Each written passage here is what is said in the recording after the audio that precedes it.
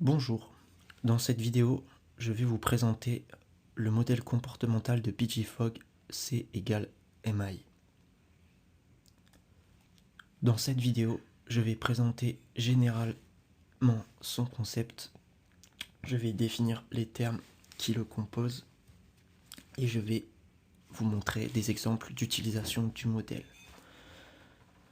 Ensuite, j'utiliserai le modèle pour bannir certains comportements et je vais vous montrer une utilisation du modèle pour adopter certains comportements dans votre vie. Alors tout d'abord, Pidgey-Fogg, c'est qui? C'est un chercheur américain qui base ses recherches sur le comportement. Il va se poser la question de qu'est-ce qui nous pousse à réaliser ou pas certains actes dans nos vies et donc dans nos comportements. Comment il va théoriser le comportement avec un concept théorique où il va faire état de 3 paramètres qui sont à l'origine du comportement de l'individu. Ces 3 paramètres sont les suivants: l'aptitude, la motivation et l'impulsion, qu'il introduit selon la formule C égale MAI pour C égale comportement, M motivation, A aptitude et I impulsion. En américain, B égale MAP, behavior égale motivation, aptitude et prompt. Alors comment il va présenter ces choses-là? Il les présente, si vous voulez, sous la forme d'un graphique abscisse ordonné, où les 2 paramètres motivation et aptitude vont être gradués, c'est-à-dire vont être échelonnés, et l'impulsion qui va servir de seuil et qui va différencier la zone où l'individu va adopter un comportement et la zone où l'individu ne l'adoptera pas. Pour que ce soit plus clair, voici le graphique du modèle comportemental avec tous les paramètres. On a pour ordonner la motivation échelonnée de 0 à 12 et pour abscisse l'aptitude et la simplicité échelonnée de 0 à 10. C'est un modèle d'exemple, donc on peut en faire plein d'autres. Le but, c'est tout simplement d'échelonner la motivation et la simplicité. Et enfin, on a le 3e paramètre, le seuil d'action, qui est représenté par l'impulsion. Et donc toute la partie qui va être à droite, ça va être la partie où l'individu va être capable de faire ce qu'il veut, va avoir cette impulsion qui va lui permettre de faire l'action, et la partie à gauche, il ne l'aura pas. Les valeurs des paramètres de motivation et d'aptitude permettent les coordonnées d'un point qui, si il est localisé au-dessus de la ligne de seuil, indique que l'individu va réaliser une action. C'est comme un moteur. Un moteur, pour qu'il fonctionne, il va falloir qu'il faut qu'il ait une puissance électrique qui lui donne du feu et qui couple ça avec un autre liquide qui est l'essence. S'il n'a pas les bons niveaux de ces 2 paramètres, ben, il démarre jamais, quoi. Or, s'il les a, il va démarrer. C'est pareil pour l'être humain selon Pidgey-Fogg. Si je suis là, je fais pas mon action parce que je suis pas dans la bonne zone. On va prendre, pour que ce soit plus clair, l'exemple. Premier exemple, vous êtes chez vous, supposons que vous avez un chat, supposons qu'il est sur la table et qu'il y a votre mug qui est posé sur cette table, et que vous êtes en retard, vous allez aller au travail dans 5-10 minutes, vous devez partir pour aller au travail. Et vous voyez votre chat, il commence à mettre des petits coups de patte sur le mug, et vous voyez qu'il le rapproche dangereusement, en fait, de la chute, quoi. Et là, vous dites, si je sors pas ce mug, mon chat le renverse et c'est fini, je perds mon mug. Alors qu'est-ce qui se passe là? Vous êtes motivé en fait à faire cet acte de prendre le mug et de le mettre hors de portée du chat pour pas que le chat le casse. Donc, qu'est-ce qui va influencer votre motivation? C'est tout simplement la conscience que si votre mug est cassé, vous perdez tout ce qu'il représente. C'est-à-dire, s'il a une valeur sentimentale, vous la perdez, c'est un cadeau d'un ami ou de quelqu'un qui est proche de vous. Ensuite, si c'est votre seul mug pour prendre le café le matin, il faudra que vous en rachetiez un. Donc ça suppose, si vous voulez, d'aller au magasin et d'en racheter un, et de dépenser de l'argent. Donc ça a aussi un coût économique. Ça a un coût physique, économique, et ça a aussi un coût, peut-être, on va dire dans cet exemple-là, sentimental.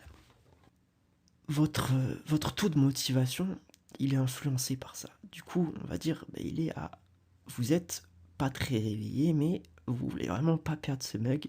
Vous allez dire que mon taux de motivation, il est à 9 à peu près. Ensuite, est-ce que la tâche va être simple? Ben oui, vous avez juste à lever le bras et à avancer. Donc en fait, la tâche, elle est simple. On va dire qu'elle est à 9. Elle est même, allez, vous n'avez pas de problème physique. Elle est à 9,87 sur 10 de simplicité. Donc là, on voit qu'on est clairement dans la zone d'action. Donc vous allez réaliser l'action. Par contre, si votre chat, supposons il est en train de dormir et que du coup, vous voyez votre mug le matin sur le truc, vous vous dites pas forcément que votre chat, il va venir sur le truc et casser votre mug. Et en fait là, tous les facteurs qui auparavant mettaient que vous avez une forte motivation, ils vont se réduire. Finalement, ils n'existent plus, donc du coup, vous devez les réduire. Et votre motivation pour faire ça, finalement, elle peut être proche de 0,29. Parce que vous en avez peut-être conscience, mais inconsciemment. Et comme vous venez de vous réveiller, vous ne pensez pas forcément à ça. Vous pensez peut-être à d'autres choses. Et du coup, là, on voit clairement que si votre motivation est à 29, malgré que, en fait, la simplicité, genre l'aptitude, est à 9,87, vous n'allez pas faire la tâche parce que le point se retrouve dans la zone de non-action, c'est-à-dire en dessous du seuil. Un deuxième exemple, ça va être l'apprentissage d'un nouveau logiciel. Voilà, on imagine une situation où votre patron vous dit, enfin vous êtes dans une entreprise, ça fait 15 ans que vous y êtes, et vous travaillez depuis 15 ans sur le même logiciel, et du jour au lendemain, votre patron vous dit, un tel, il va falloir que tu apprennes un nouveau logiciel, parce que sinon on va être perdu, et c'est comme ça. Donc vous, au début, vous n'avez pas forcément envie d'apprendre ce logiciel. Donc votre motivation, elle va être de l'ordre de 1,38. Et la simplicité pour le faire, on va dire que voilà, c'est facile à 3,97 pour vous parce que c'est nouveau, quoi. Donc voilà, à partir de là, vous ne voulez pas apprendre ce nouveau logiciel, mais du jour au lendemain, votre patron voit que vous ne l'apprenez pas, il vous dit c'est simple, soit tu apprends ce nouveau logiciel, soit tu t'es viré parce qu'on va passer sur ce logiciel sur tous les ordinateurs, l'ancien on va le sortir, il va plus exister. Et là en fait votre motivation elle va augmenter du fait que vous pourriez perdre votre emploi à cause de ça, et tout d'un seul coup voilà, vous avez envie d'apprendre ce nouveau logiciel et vous allez le faire même si ce n'est pas forcément simple. Voilà du coup les deux exemples où chacun des paramètres va influer sur notre capacité ou pas à mettre dans notre comportement toutes les tâches nécessaires à une nouvelle action.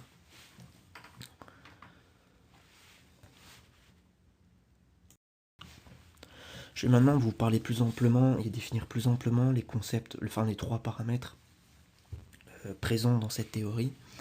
Le premier va être l'aptitude. C'est en gros la facilité qu'a l'individu de faire une tâche ou d'adopter un nouveau comportement. Ce qui va faire varier, si vous voulez, ce paramètre qui est donc un des paramètres graduels avec la motivation, c'est que si l'individu a la facilité de faire la tâche, on va augmenter l'aptitude. Si la tâche est longue, on va baisser l'aptitude. Au contraire, si elle est simple à réaliser dans le temps, on va l'augmenter. Si c'est facile pour l'individu, on l'augmente. Si c'est difficile, on la baisse. Il faut en gros prendre en compte, pour augmenter ou baisser ce paramètre, les coûts à la fois économiques, temporels, sociaux et physiques de la tâche. Si une tâche évidemment est difficile physiquement, on va baisser ce paramètre. Si elle est facile physiquement, on va l'augmenter. On va avoir une aptitude plus proche de 10 si on parle de scroller sur un écran, et une aptitude plus proche de 0 si on transporte quelque chose qui fait 20 kg. Le deuxième paramètre, c'est la motivation. C'est un facteur beaucoup plus compliqué à prendre en compte et à échelonner pour soi et pour les autres. Tout simplement parce que la motivation est un paramètre extrêmement variable d'un individu à l'autre. selon ses besoins, ses préoccupations singulières, son état en fonction du temps. Mais malgré tout, on peut tout de même considérer certains facteurs qui sont communs, mais qu'il est difficile d'étudier indépendamment, dans le sens où, en gros, ils sont plus ou moins tous liés chez l'individu. Parmi ces facteurs-là, c'est ce que vous pouvez retrouver sur le diaporama, ce que j'ai mis. On a la nourriture, le logement, les facteurs sociaux, l'appartenance à un groupe, l'accomplissement de soi, la sécurité et l'estime, la pyramide de Maslow. On a les facteurs biologiques comme le système de récompense du cerveau, les états de conscience, le jugement, l'évaluation, les états psychiques, la dépression, la joie, l'altération par certaines substances de la fonction mentale, les états physiques comme la forme et les fatigues, les maladies ou non, les sources émotionnelles avec les amitiés, les amours, les activités, les goûts et passions de l'individu, plutôt quelqu'un de curieux, si on est plutôt quelqu'un de paresseux, si on est plutôt quelqu'un de peureux, de courageux, bref, l'éducation, les expériences du monde extérieur, la nature et la forme du monde extérieur qui nous entoure depuis notre naissance, les sources d'informations qu'on peut recevoir, l'ennui, la colère, l'anxiété, les injonctions sociales plus ou moins implicites, le système de croyance, la volonté de l'enrichissement, la volonté de l'amélioration du mode de vie, les modes, les tendances, la frime, tout ça. Tout ça, c'est tout ce qui va influencer notre motivation, et la liste encore n'est pas exhaustive, et il faut considérer ces facteurs-là comme plus ou moins présents chez l'individu au moment de faire la tâche. C'est donc pour ça que la motivation est un peu plus est assez différente à changer en termes de paramètres que la facilité. La facilité est toujours plus simple parce qu'elle va résulter d'une fonction mentale qui va nous dire on va essayer de rendre la tâche plus simple. Que la motivation, elle dépend vraiment du temps, elle dépend de l'état, elle est très très changeante. Ensuite, on passe au dernier paramètre, donc au paramètre de seuil, qui est finalement ce paramètre-là, l'impulsion.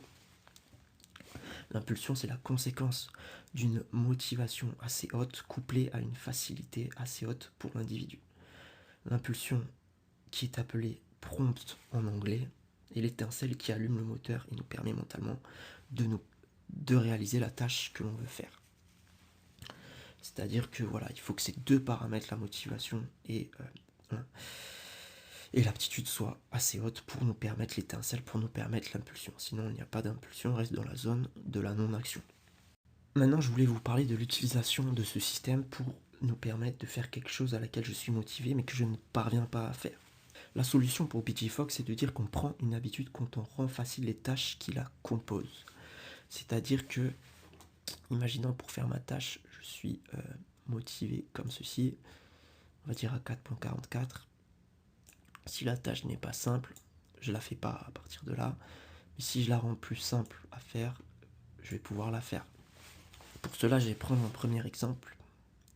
Imaginons que je suis un individu qui veut perdre du poids, mais je n'ai pas le temps d'aller à la salle de sport ou faire de l'exercice parce que j'ai déjà un emploi du temps très chargé entre le travail et ma vie personnelle.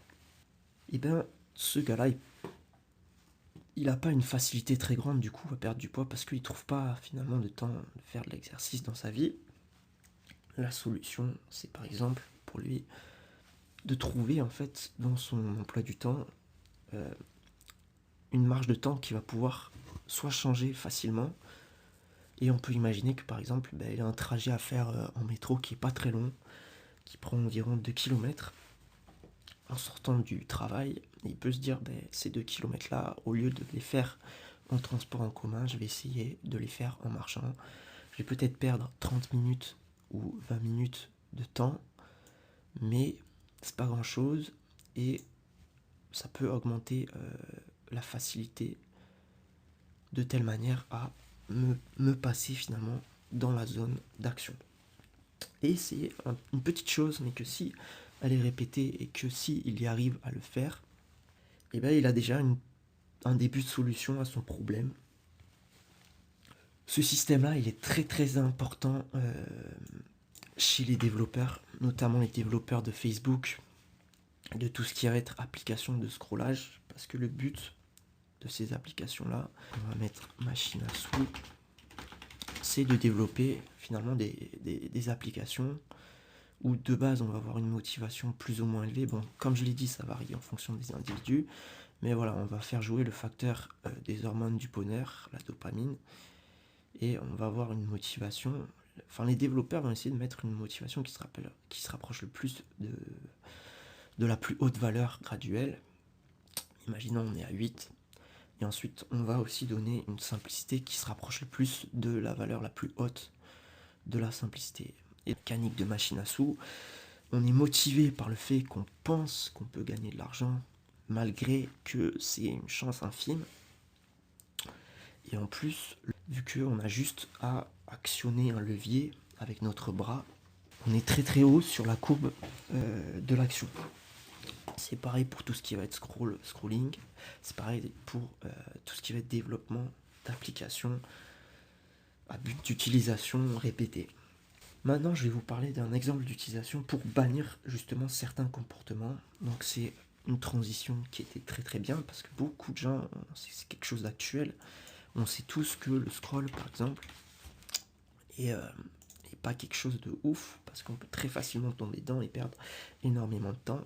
Comment on va justement bannir ces comportements qui sont des habitudes qu'on va considérer comme nocives pour notre vie. Tout d'abord, ce qu'il faut dire, c'est que notre motivation à scroller, quand on sait que c'est nocif, ben évidemment, elle baisse. Elle baisse, mais comme c'est quelque chose qu'on apprend avec l'expérience, elle n'est pas la même tout le temps. Elle n'est pas tout le temps la même dans notre vie. Une fois qu'on a pris conscience que c'était mauvais pour nous, même si on aime scroller parce que ça développe des hormones, on va peut-être dire que ça baisse de 2.0 et on va la mettre à 4.60. On voit que c'est encore très très simple de le faire vu qu'on est à 9.31 et que du coup on est encore dans la zone d'action et que finalement il y a encore beaucoup de périodes de notre vie où on va scroller. Et le but, dit BG Fogg, c'est justement de faire l'inverse de l'exemple qu'on a vu tout à l'heure. Ça va être de rendre la tâche compliquée. C'est-à-dire que pour faire cette tâche-là, il me faut un téléphone avec une application installée dessus où on peut scroller. Si je décide du jour au lendemain de les désinstaller, ben je vais faire baisser cette courbe de simplicité à 1.51. On va imaginer ça. Ce qui va me permettre, lorsque, ça va être un autre facteur, hein, mais lorsque je vais être motivé à scroller, parce que imaginons, je ne fais rien, j'ai un temps de pause, je ne fais rien, je m'ennuie, du coup ma motivation, elle va augmenter un peu. Et bien si je me rends compte que je n'ai pas l'implication d'installer, ma motivation va baisser, la facilité aussi ne sera pas la même. Ma motivation ne va pas changer en fait, mais la facilité ne sera pas la même. Ça va peut-être me remémorer dans ma tête, me dire ah mais en fait j'ai enlevé cette application pour telle raison. Et là en fait on va être dans une optique où on va beaucoup moins scroller, on va beaucoup moins avoir cette optique là de scroll que si c'était installé sur le téléphone. On peut faire la même chose pour toutes nos addictions, pour toutes les choses qu'on considère mauvaises dans nos comportements. Le tout pour bien utiliser ce modèle, c'est déjà premièrement de bien contourer ce qu'on veut. Est-ce qu'on veut adopter un nouveau comportement? Est-ce qu'on veut en bannir certains? Et ensuite de bien contourer quels sont les facteurs qui nous motivent et quels sont les facteurs qui rendent ces tâches-là simples ou compliquées, selon ce qu'on veut faire. Je vous remercie d'avoir écouté cette vidéo jusqu'à la fin. J'espère que ce modèle-là vous aura servi. Bye bye.